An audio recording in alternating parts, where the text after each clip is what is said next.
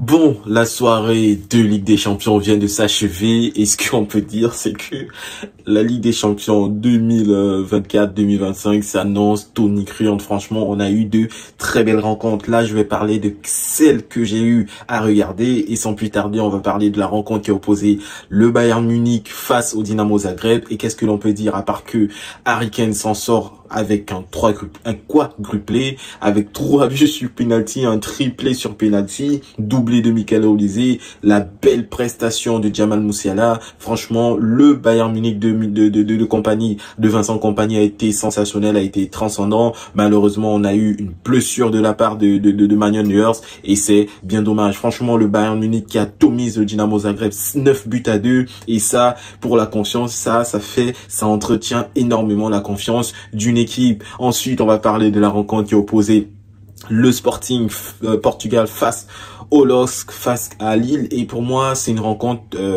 pour laquelle j'attendais beaucoup mieux. Le LOSC qui se retrouve à 10 contre 11 assez rapidement dans le match et qui se fait punir sur une perte de balle inutile par le Haaland suédois, on l'appelle Gyökeres, et que personnellement je le connaissais pas, joueur de 26 ans, joueur qui est sur une des statistiques assez hallucinantes, 9 buts en 4 matchs depuis le début de cette saison, et c'est plutôt plaisant. Franchement, la rapidité d'exécution qu'il a eu à nous montrer sur son but d'ouverture du score face à Lille, c'était sensationnel. Franchement, je suis séduit par le joueur et j'aimerais voir davantage de leur côté. Les Lillois, malheureusement, n'ont pas été à la hauteur de l'événement. On attendait beaucoup mieux d'une équipe qui, pour ma part, pouvait prétendre au minimum à un match nul. Mais malheureusement, ils s'en sortent avec une défaite début de campagne déjà ratée de la part de Lille. Et c'est bien dommage. En troisième match, on va parler sans plus tarder la rencontre entre l'AC Milan et Liverpool. L'AC Milan a bien commencé sa rencontre. L'AC Milan a réussi à ouvrir le score dans cette rencontre par l'intermédiaire de Pulisic, mais ils se sont fait punir sur les coups de pied arrêtés, par deux fois de suite. Une fois par Ibrahim Konaté sur une faute stupide de Calabria sur Cody Gakpo, et une deuxième fois sur corner avec un but de Virgil van Dijk, pardon. Donc, on se retrouve avec un Liverpool qui a été quasiment dominant, malgré le fait que, par moment, le Milan AC a fait l'effort de proposer un tout petit peu de résistance à Liverpool, mais ils se sont fait punir une fois de plus par Szoboszlai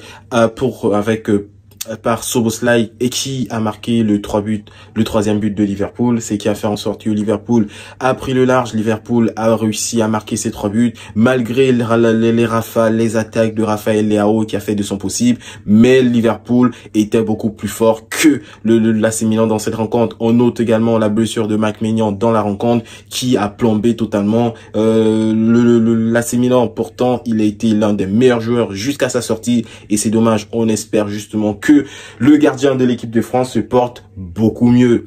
En quatrième match, et pas des moindres, on va parler de la rencontre qui a opposé le Real de Madrid face à Stuttgart, et c'était une rencontre franchement compliquée pour le Real de Madrid, rencontre compliquée pour le Real de Madrid qui a fait du Real de Madrid comme à son habitude. C'est une équipe qui, sur le contenu de la rencontre, réussit toujours à nous proposer rien.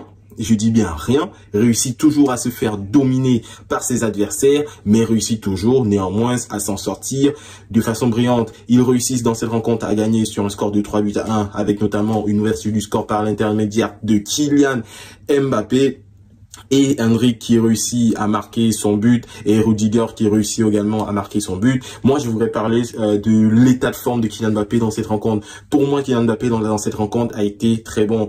Pour ma part, je dis bien pour ma part, je retrouve un Kylian Mbappé en jambes, je retrouve un Kylian Mbappé percutant, parce que ça, c'est quelque chose qui manquait à son jeu ces derniers temps. Je le trouvais beaucoup trop statique, je pense que je le trouvais comme un joueur qui n'arrivait plus à saisir les espaces qui lui étaient proposés, qui étaient devant lui, comme un joueur qui était beaucoup trop statique. Dans cette rencontre, je l'ai trouvé mobile, j'ai trouvé qu'il était plus dans l'action que dans la réaction, et ça, c'était plaisant. L'une des actions également qui pour moi m'a fait un peu rire, c'est le but d'Hendrick. On le voit, c'est une contre-attaque classique, 3 contre 2, il a l'opportunité de donner la balle soit à Vinicius, soit à Kylian Mbappé, et il prend la décision de tirer, de tirer.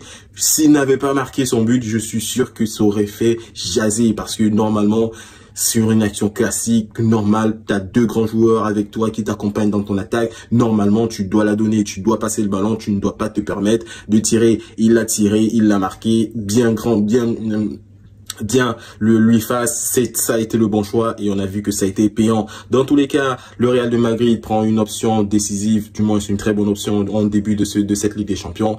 Et en tout cas, pour moi, on a eu de beaux buts et la suite s'annonce tonitruante.